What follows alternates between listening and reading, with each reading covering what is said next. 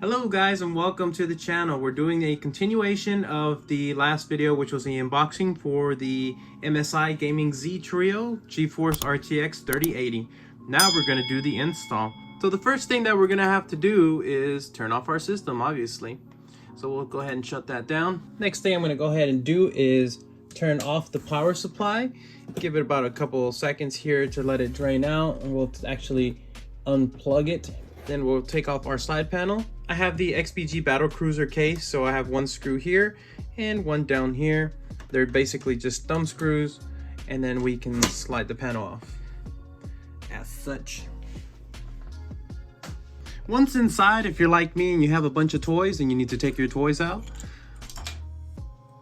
the next thing we need to do is unplug our cables here. We have two 8-pins. We're gonna have to add in a third one for the 3080. With the cables removed, now we just need a Phillips head screwdriver to undo your screws here that's holding it. Make sure to set these aside because you will use them later. Make sure to also support your card because these are all pretty hefty. And one thing I forgot to mention is just take off your plug from the back, whether you're using DisplayPort, HDMI, whatever you may be using. Next is there's a clip right here that's actually holding it into the PCIe slot. You'll hear that click, which means it's released. Just kind of shimmy it a little bit and the card will come out. Beautiful card, and this case has been excellent with dust. I've probably only cleaned this case maybe 2 times in the last year or so. The card has held up very well. Beautiful card. As you can see, I still even have the plastic wrapping on the light. So it has served me well. Thank you so much, EVGA 3070, but it's time to move on to something better. So as I mentioned, I did have to take off the back panel. It comes off the same as the front panel. Now with the back removed, we just need the next PCIe, and pretty much it only plugs in one way into the cables from CableMod. So we'll go ahead and do that, and then we'll pass this cable on to the other side.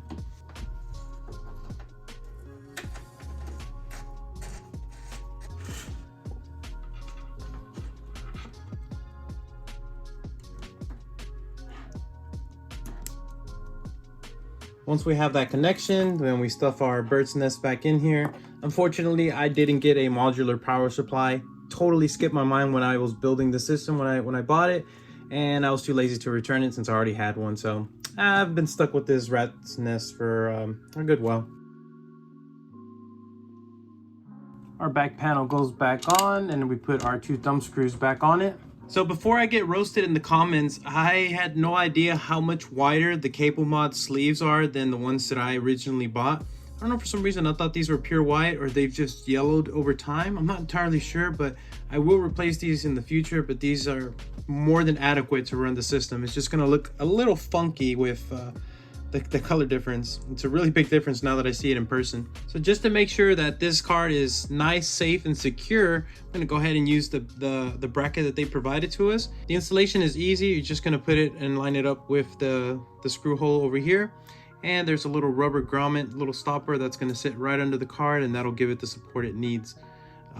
Basically, these 2 slots right here will help a whole lot. So before installation, we'll remove this part here.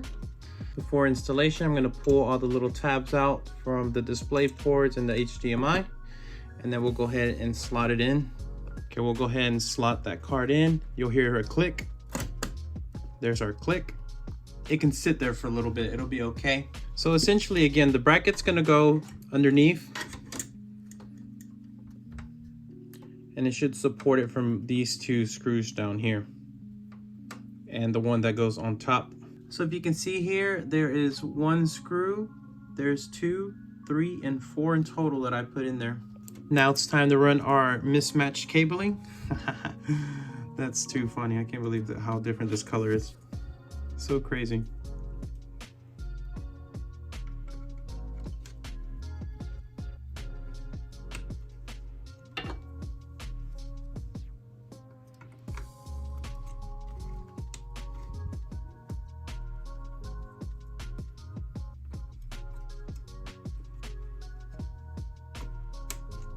Now obviously I'm going to cable manage this, but for the sake of the video, the plugs are in. We'll go ahead and plug everything back in, the power supply turned back on, and then we'll give it a shot. So our display port goes in, Power supply is plugged in. We're gonna kick it on.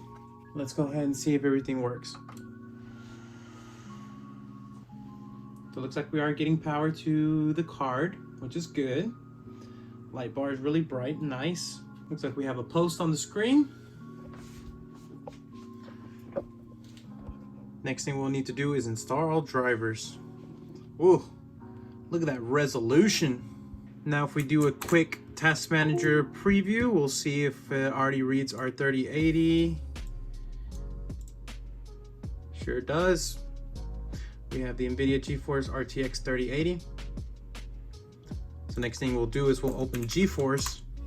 Now that the GeForce is up, we'll go ahead and select drivers, check for drivers, and it looks like it shipped with the latest one, so we are good to go. Now we have everything cable managed. It's time to turn it back on and play with some settings.